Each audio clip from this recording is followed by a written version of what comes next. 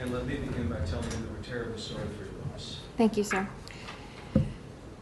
I didn't write anything down here because I don't really think that I can write my life down and tell these two women how they destroyed my life that day. Bridget Robinson and I went to school together. And here I am addressing her in court as a part of someone who helped my husband, helped someone murder my husband. I understand that he's your brother and that you want to help him, but you as an adult made that choice that day to help him, and that is why you're here.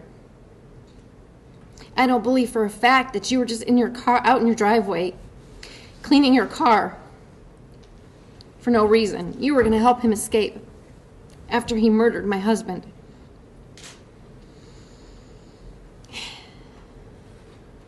Those Bedford Heights officers that arrived at your house that day, they could have been hurt because of you. There could have been more officers killed and more families affected, and it could have been a bad, even worse day than it had already turned out to be. Daniel Roberson, you're the reason why my husband is dead. You got out of that car on a traffic stop, and you should have never done that. Ultimately, I blame you for distracting my husband. He was in the middle of an arrest doing his job, and you got out of that car and you distracted him, and that is how Ashford Thompson was able to shoot his gun. And I solely blame you and believe with all my heart that you are the reason why my husband missed Ashford going for his gun. Then you have the nerve to stand up here in front of a judge and say that you don't remember everything from that day.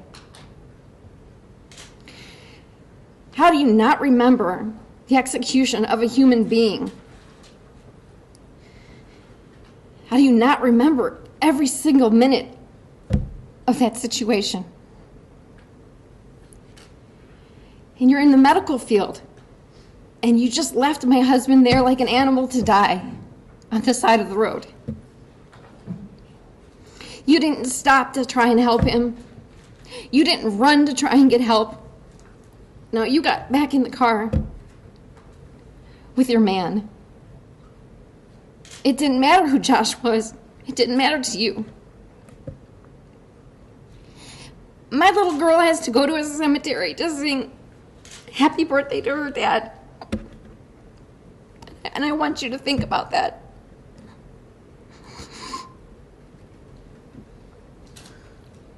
She sees a flag and she says, "Look, Mommy, it's Daddy's flag."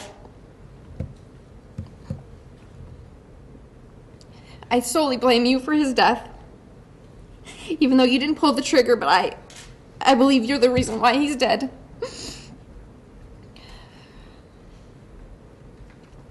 I hate that after all these years I have to relive all this again. And you have the nerve, both of you, to ask for misdemeanors after a man, a human being, and a police officer was murdered the way he was.